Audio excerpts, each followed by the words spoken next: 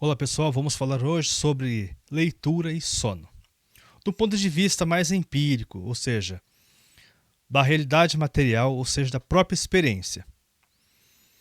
Muitas vezes, ao realizarmos uma leitura, logo nos primeiros parágrafos ou nas 3 primeiras páginas, já somos acometidos pelo sono.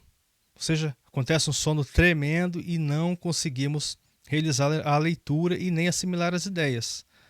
As letras começam a ficar embaralhadas, as ideias parece que ficam cheias de neblina, elas não ficam claras, ficam obscuras. E por conta mesmo da sonolência na hora da leitura. Algumas causas possíveis podemos atrelar a este sono. Primeiro, a privação do próprio sono, que seria quando dormimos muito pouco, depois o corpo nos cobra que nós nos repousemos, no caso. E depois, outro fator, se nós almoçarmos, por exemplo, e logo realizarmos uma leitura, o sangue tende a ir na região do estômago, onde se faz o processo de quebra de proteínas do alimento. Ou seja, diminui-se mais o sangue no cérebro, faltando oxigenação, no caso, no processo da leitura.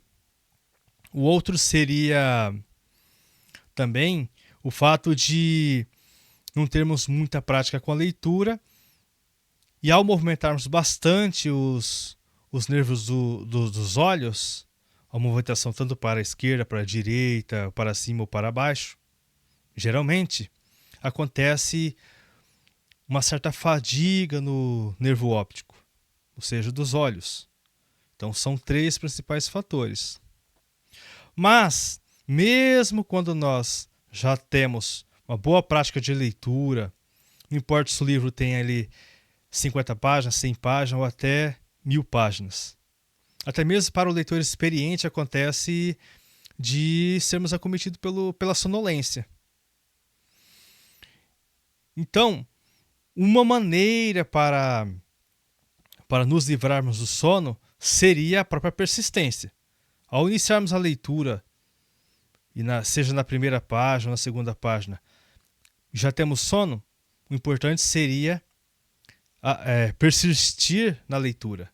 Daí, essa sonolência acaba passando. Geralmente, pode ser que não nos livremos do sono, ou seja, da sonolência. Então, nesse caso, precisamos suspender a leitura, depois retornar à leitura. Neste espaço de tempo, acontece de o cérebro ter um certo descanso e depois, ao retornarmos à leitura, conseguimos realizar ali a leitura de um capítulo. Ou seja, o primeiro passo seria suspender a leitura e logo em seguida retorná-la. Uma outra prática também seria persistir na leitura, que daí iremos o quê? Superar o sono. Nessa superação, nosso cérebro ele vai se condicionar à leitura. Então superaríamos aí o primeiro obstáculo da leitura. E o terceiro ponto, o terceiro passo, que às vezes, mesmo para o leitor experiente, seja para um pesquisador, seja para um filósofo, um teólogo, não importa. Eu digo leitor experiente que já tem muitos anos de leitura e mesmo assim, às vezes, a sonolência nos vem na hora da leitura. E neste caso, também seria necessário ou fazer a suspensão da leitura por um tempo ou persistir na leitura. Então, como já havia dito no vídeo anterior sobre qual o melhor tipo de leitura, nas primeiras fases de leitura, não teria uma leitura mágica, uma leitura específica. Seria a prática. Então, sobretudo, quando vier o sono, podemos persistir na leitura e se mesmo assim não conseguirmos concatenar as ideias, Se essas ideias não ficarem claras na nossa mente, então é melhor suspender a leitura. Se continuarmos a leitura e mesmo assim conseguirmos gerar ideias lúcidas, concatenar as ideias, então é importante continuar com a leitura. Daí vamos superar essa primeira fase do sono, considerando essas causas. O outro passo seria, já não havendo a privação do sono, não havendo a ingestão de alimentos com alta carga de carboidrato, que podem contribuir para que tenhamos a sonolência na hora da leitura, não havendo isso, e também